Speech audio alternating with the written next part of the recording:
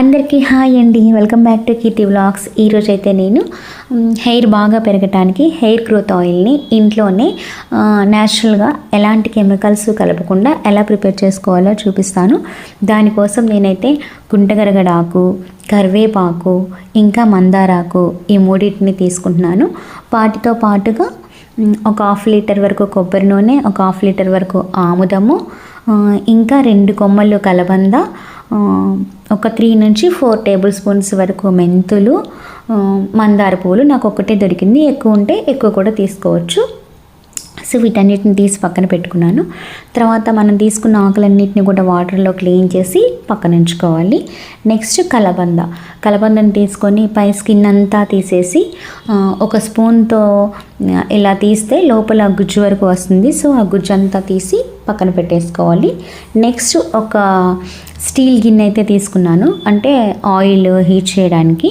ఒక స్టీల్ గిన్నె అయితే తీసుకొని దాంట్లో ఆముదం 1/2 లీటర్ వరకు ఆముదం తీసుకున్నాం కదా, దాన్ని కట్ చేసి దాంట్లో పోసుకుంటున్నాను.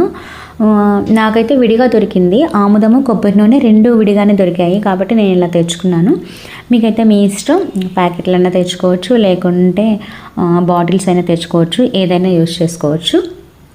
తర్వాత దాంట్లోనే కొబ్బరి నూనె 1/2 లీటర్ కొబ్బరి నూనె అని చెప్పాను కదా, దాన్ని కూడా కట్ చేసి దాన్ని కూడా అయితే గిన్నెలో పోస్తున్నాను. నెక్స్ట్ వచ్చేసి మెంతులు ఒక 3 నుంచి 4 టేబుల్ స్పూన్స్ వరకు మెంతులు తీసుకున్నాం కదా, వాటిని కూడా ఇందులో వేసి మిక్స్ చేయాలి.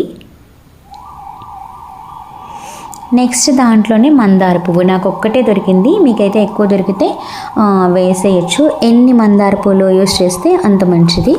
నెక్స్ట్ వచ్చేసి క్లీన్ చేసి పెట్టుకున్న మందారాకు, ఇందాక నేను వాష్ చేసి పక్కన పెట్టేసుకున్నాను. సో దాన్ని కూడా తీసుకొచ్చి కలుపుతున్నాను. నెక్స్ట్ గుంటగరగడాకు, దీన్నే భృంగరాజ తైలపు మొక్క అంటారు కదా, ఆ ఆకుని కూడా తీసుకొచ్చి దానిలో ఒక గుప్పెడు వరకు తీసుకున్నాను, దాన్ని కూడా కలిపేయాలి.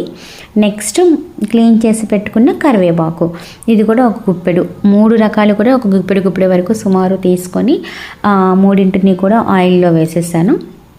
నెక్స్ట్ మనం ఇందాక విడిగా తీసి పెట్టుకున్నాం కదా కలబంద గుజ్జు, దాన్ని కూడా తీసి ఆయిల్లో వేసాను. ఇవన్నీ కూడా మిక్స్ అయ్యేలాగా కలుపుకోవాలి. ఈ ఆకులన్నీ కూడా ఆయిల్లో మునిగే విధంగా కలుపుకోవాలి. నెక్స్ట్ స్టవ్ ఆన్ చేసుకొని లో ఫ్లేమ్లోనే పెట్టుకొని ఈ ఆయిల్ అంతా కూడా హీట్ చేసుకోవాలి.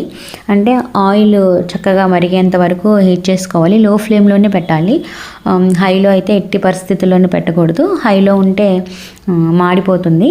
లో ఫ్లేమ్లో పెట్టి ఒక 30 నుంచి 40 మినిట్స్ వరకు వేడి చేస్తూ ఉండాలి. ఇలా వేడి చేయటం వల్ల ఏంటంటే ఈ ఆకుల్లో ఉన్న జ్యూస్ మొత్తం, ఇంగ్రీడియంట్స్లో ఉన్న జ్యూస్ అంతా కూడా మనకి ఆయిల్లోకి వచ్చేసేంత వరకు ఒక 30 నుంచి 40 మినిట్స్ వరకు సిమ్లో పెట్టి ఇది హీట్ చేస్తూ ఉండాలి. ఇలా కలుపుకుంటూ ఆకులు కలర్ చేంజ్ అయ్యేంత వరకు. చూసారు కదా, ఆకులు అయితే గ్రీన్ అలా కూడా బ్లాక్గా అయిపోయాయి. ఇలా అయితే సరిపోతుంది. తర్వాత స్టవ్ ఆఫ్ చేసుకొని ఈ గిన్నెని తీసుకొని పక్కన పెట్టుకోవాలి. ఈ వేడిగా ఉన్న ఆయిల్ చల్లారేంత వరకు మనము వదిలేయాలి.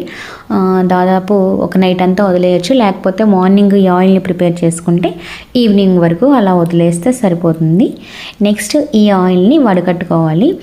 ఇలా జల్లెడ లాంటి దాంట్లో కానీ, లేకపోతే క్లాత్, నీట్గా ఉన్న క్లాత్ తీసుకొని ఆ క్లాత్లో అయినా సరే వడకట్టేసుకోవచ్చు. ఈ ఆకులు ఇంగ్రీడియంట్స్ అన్నీ కూడా పైనుండి పోతాయి, ఆయిల్ మాత్రమే కిందకి దిగుతుంది. ఇలా ఉంటుంది ఆయిల్. బాగుంది కదా, మంచి కలర్ అయితే వచ్చింది. దీంట్లోకి ఇప్పుడు ఈ ఆకులన్నీ వేసి మరిగించడం వల్ల ఆయిల్ అనేది కొంచెం ఒక రకమైన స్మెల్ అయితే వస్తుంది. అది రాకుండా ఉండటం కోసం మందార తైలం, మీకు ఎలాంటిదైనా పర్లేదు, మందార తైలం బయట దొరుకుతుంది కదా, అది తెచ్చుకొని ఒక 20 గ్రామ్స్ వరకు దీనిలో వేసుకొని మిక్స్ చేసుకుంటే సరిపోతుంది. ఇప్పుడు ఆయిల్ అనేది, ఈ ఆకులు స్మెల్ అనేది రాకుండా తెలియకుండా ఉంటుంది మనకి. సో అంతేనండి, హెయిర్ గ్రోత్ ఆయిల్ అయితే రెడీ అయిపోయింది. ఇది 6 మంత్స్ నుంచి 1 year వరకు నిల్వ అయితే ఉంటుంది. దీన్ని ఒక బాటిల్లో పోసుకొని మనం స్టోర్ చేసుకుంటే సరిపోతుంది. ఈ వీడియో మీకు నచ్చినట్లయితే లైక్ చేయండి, షేర్ చేయండి, సబ్స్క్రైబ్ చేయండి. Thank you for watching. Thank you so much.